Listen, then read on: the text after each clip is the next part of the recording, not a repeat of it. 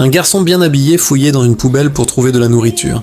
Cette scène fut aperçue par Lily. Elle n'aurait jamais imaginé que quelqu'un vivait encore dans le bâtiment délabré d'en face et qu'il mangeait de la nourriture trouvée dans les poubelles. Ce jour-là, en prenant le bus scolaire, Lily revit le garçon. Elle ne put s'empêcher de se retourner pour le regarder. Lorsque leurs yeux se rencontrèrent, ses yeux clairs semblaient cacher de nombreuses histoires. De retour chez elle, Lily mit du lait, de la nourriture, quelques snacks ainsi que des articles de première nécessité dans un sac qu'elle déposa à l'entrée du bâtiment d'en face. Puis elle frappa sur la planche de bois avant de s'éloigner en courant, le cœur battant, et de se cacher derrière un grand arbre. Elle entendit la planche être ouverte. Le garçon prit les provisions. Alors elle poussa un soupir de soulagement. Le lendemain matin, le garçon semblait l'avoir attendue à l'arrêt de bus. Thank you. I don't know what you're talking about. Bien que Lily ne l'admît pas, elle était un peu inquiète. So why are you at that house? My mom kicks me out. Why? She likes dating guys that beat the shit out of her.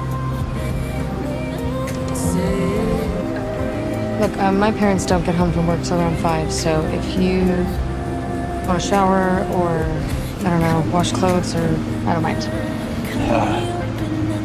Sure. Your enthusiasm is contagious.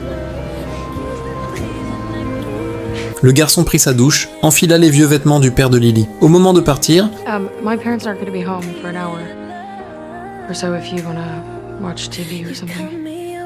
le garçon s'assit timidement à côté d'elle. Voyant sa silhouette maigre, Lily lui demanda ses projets d'avenir.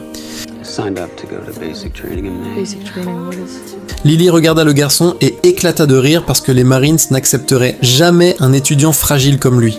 Mais dans le regard du garçon brûlait un espoir tenace. Au fil des jours passés ensemble, le garçon, Atlas, remarqua que Lily aimait les fleurs et lui suggéra d'ouvrir un jour une boutique de fleuriste. Lily dit qu'elle préférait les chênes, car un chêne n'a besoin d'aucun soin pour prospérer et étendre ses branches. Mais si un jour elle pouvait ouvrir sa propre boutique de fleuriste, ce serait aussi un métier heureux. Cependant, les affaires de famille projetaient toujours une ombre sur elle, car son père battait aussi sa mère. Atlas regarda Lily, les sourcils serrés par l'angoisse. Il comprit qu'il avait touché la partie la plus vulnérable de son cœur.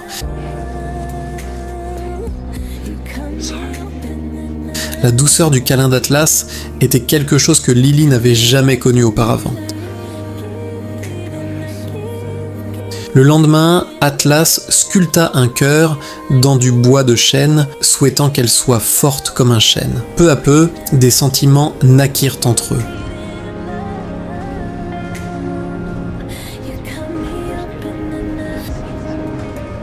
Cependant, ils durent faire face à des rumeurs malveillantes. Sous le coup de la colère, Lily embrassa Atlas devant tout le monde. Dans l'instant, les élèves du bus poussèrent des exclamations. La fille, au langage si méchant, fut même trop stupéfaite pour parler. De retour à la maison, Atlas rassembla son courage pour demander à Lily. Bien que tout fût clair entre eux sans mots, il voulait tout de même une réponse explicite. I really need some clarity. I wanted to. Plus ils s'aimaient profondément, plus ils oubliaient la notion du temps, et cette jour-là, l'accident se produisit enfin. Son père poussa brutalement la porte. Il attrapa Atlas avec fureur, le jeta violemment au sol et le roua de coups de pied et de poings impitoyables, jusqu'à ce que le cœur de Lily soit brisé en 1000 morceaux et qu'Atlas soit laissé entre la vie et la mort.